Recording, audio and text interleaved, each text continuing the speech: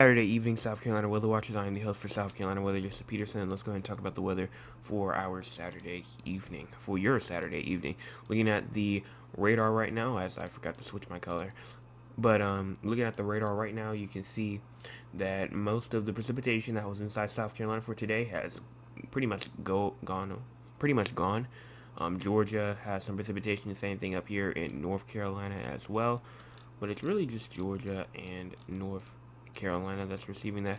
Um, that is a very weird report. We have a 2.75 inch hail report in the ocean. Apparently, there was almost 3 inch size in diameter hail in the ocean. That's very, very weird, but it's not impossible.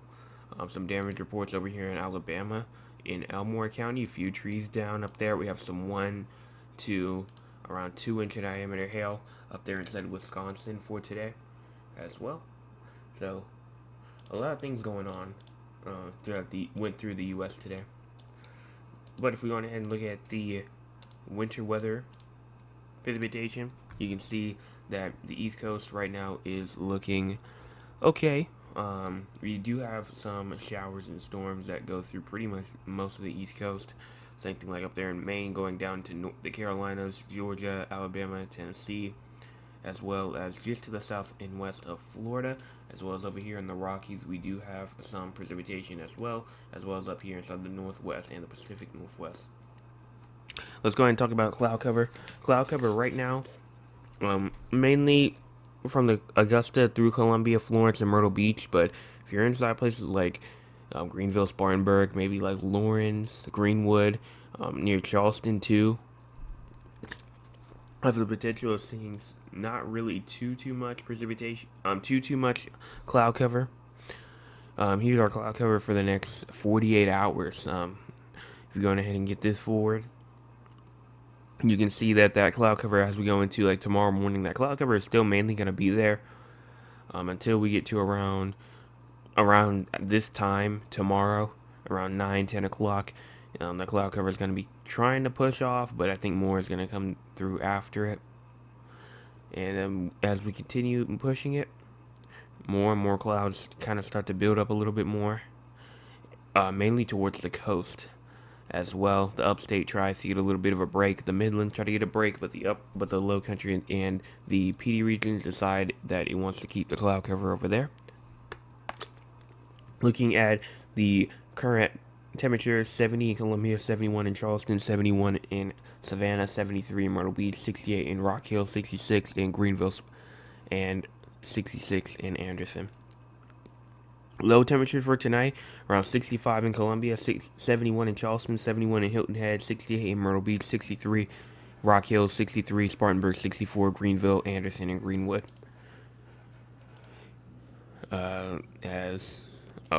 So here we have our precipitation. Let me go ahead and turn that back on. There we go. So precipitation for the next 24 hours. Charleston, you can see around 1.5 inches to maybe 2 inches for the next 24 hours. Same thing with Hilton Head, around 1 to 1.5 inches. Pretty much the coastal low country can see around a good 1 to 2 inches potentially. Up there to the PD region, around half an inch to an inch.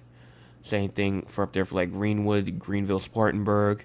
Those places as well can see around an inch. And everyone else can see around a good 1/100 of an inch, like Myrtle Beach, 1/4 of an inch, Dillon, 1/2 an inch, Cheraw, 1/4 of an inch, Rock Hill, 1/4 of an inch, and Lawrence around 1/4 of an inch as well. Columbia, 1/2 an inch is possible. Here's our SPC outlook for the next 8 days. You can go ahead and see that pretty much we have a TSTM for today and tomorrow. But other than that, that's it really for any type of severe weather. Now, as of now, definitely more severe weather will come in the future. But here's our marginal risk of excessive rainfall for today, or tonight, I should say. This continues into tonight. Not really watching. We'll go ahead and check out the models and see if it really verifies or not, or if they'll cancel it. But here's tomorrow's, pretty much from Charleston, North Charleston, Mount Pleasant, all the way down through pretty much all of Dorchester, Colleton, Jasper, and Hampton, and Beaufort counties as well, down to Savannah and Hinesville, Georgia. So we do have a pretty big marginal risk that covers pretty much all of the low country of South Carolina as well. Nothing in terms of day 3, day 4, or even day 5 as well. So it's still going to be a pretty quiet next couple of days in terms of excessive rainfall. Here is our GFS model. Actually, before we show the GFS model, I'm going to go ahead and show the ARRR. So here is our temperature, but we're not here for temperatures. We're going to go ahead and do composite reflectivity. And we're going to look at the 0Z. We usually don't look at the 0Z, but because we're recording this a bit late, we can look at the 0Z. Here's around 10, 11 o'clock, and look at those downpours starting to push into the western portion of South Carolina, and they actually start to expand more as we get to around 1 a.m. Those thunderstorms, I'm not sharing my screen. All right. Those thunderstorms try to kick back up at around 1 a.m. or so. 2 a.m., 3 a.m., 4 a.m., more of those storms start to kick up. Not really too, according to the SPC, they're not really looking for any type of severe storms. Really, just a couple of thunderstorms, maybe a severe storm up out here to sea. Look at that blue right there. That's some pretty large size hail if that does occur. That storm will keep on pushing through, and it kind of does a weird thing. It goes from going this way to kind of curving and going that way. So it goes kind of northeast to southeast in like a couple of, you can kind of see it right here, and it turns. So that's very weird going through the Conway Myrtle Beach area. We have some more storms popping up at around 2 p.m. tomorrow near Allendale and Walterboro. Some more showers and storms again in the low country, and that's why this is one good reason why we have that marginal risk of excessive rainfall for tomorrow, because of these storms right here that could potentially bring some flooding downpours or some heavy downpours as well. And I honestly would not be surprised if we saw a marginal risk of severe weather that got added for this region. In terms of the ingredients, we do have the dew points. The dew points are there. Not really any type of millibar winds, but in terms of cape, there's a bunch of cape. So it's not really going to be too much of a tornado threat, but more of a kind of just like maybe like a damaging wind hail threat in terms of anything else. So that's what we're going to have to watch for going into tomorrow.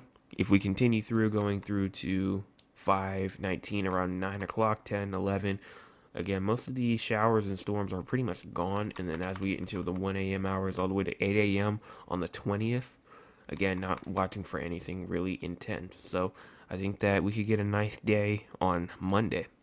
For sure, we're going to have to keep that in mind, though, that I did say that.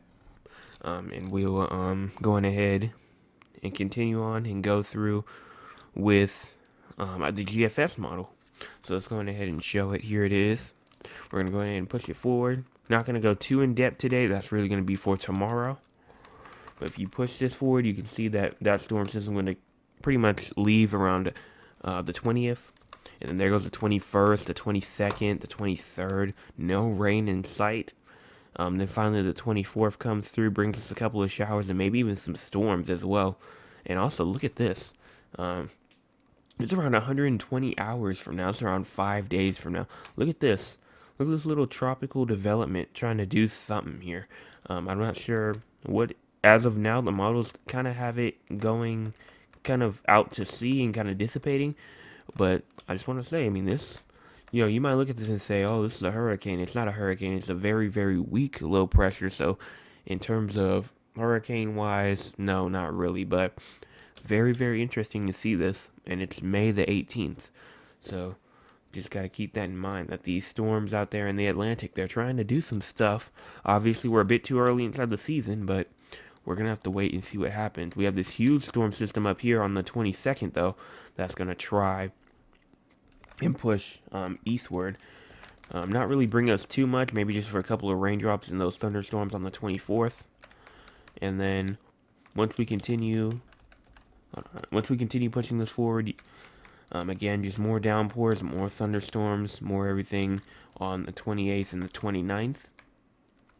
And then everything else is a bit too far out to talk about. So we'll talk about everything else in future videos. But let's go ahead and hear from the audience. If you want to be a part of the audience, you can by hitting the join live button at 9 o'clock p.m. When I go live tonight, I did go live a little bit late. That should not be happening tomorrow, though. So hopefully I'll be here at 9 as well. So only one, and that's for my cousin. He says, hello, Joseph. I hope you had an awesome day. And that's it. So we're going to go ahead and talk about San Antonio real quick. And if I don't get any more questions, I'm going to go ahead and end it off there. So we're going to, again, start off with precipitation again. So starting off, composite reflectivity, if we go through, pretty much, I don't see anything for San Antonio for like the next, for the next 48 hours. I'm not seeing anything. So in terms of rain, you're all in the clear. In terms of rain. In terms of temperature-wise, we're waiting for this thing at the top to load. And once it loads, we should get our nice temperature map, see what that shows. Alright, there we go. Alright, so, starting off at around 9 o'clock, yes, you see those temperatures right. It's 91 degrees at 9 p.m. Okay, then 10 o'clock, which it is now, it should be around 86 or so degrees, and then it's going to drop tonight, and it's going to drop to around 73 degrees. Then once we go to tomorrow, again, those temperatures going around 94, so still pretty hot. Tomorrow night's lows around 72, and then Monday at around 4 p.m., it's going to be around 93 degrees, and 2 p.m., it's going to be around 88. So that's pretty much all that in terms of precipitation and temperatures. Going into the SPC outlook and the Weather Prediction Center, nothing for today, tomorrow, Monday in terms of severe weather, nothing for day 4, day 5, day 6. We're not really watching anything, even though day 5, you will have some severe weather up there to your northeast, up there for like the Dallas-Fort Worth region. And even to your northeast as well, we have a 30% risk of severe weather. That's a pretty rare thing. So seeing that, that's like some very high confidence from the SPC. Let's go ahead and talk about excessive rainfall. Day 1, nothing. Same thing with day 2, day 3, day 4, and yes, day 5. You are under a marginal risk of excessive rainfall for day 5, which I believe, if I'm not mistaken, that is Wednesday of next week. So you do have a chance to see some minor flooding and maybe even some isolated minor flash flooding as well going into Wednesday as well. That's all that I have, though, in terms of your forecast for the next couple of days. He said, thank you, we appreciate it. No problem for that. So we have 4 viewers and 4 likes, so everyone has hit the like button. That's a good thing. And if you have not yet, go on ahead and hit it. And that's pretty much all that I have. So I will be back not tomorrow morning, but tomorrow evening, because I do not make morning forecast updates for Sundays. Hopefully everyone has a fantastic Saturday night. And I will be back tomorrow evening at 9 o'clock for another forecast update. Make sure you guys hit the subscribe, the share, and the like button as well. Share this to everyone you know. We're at 104 subscribers last time that I checked, which we are. So everyone have a fantastic... Everyone have a fantastic...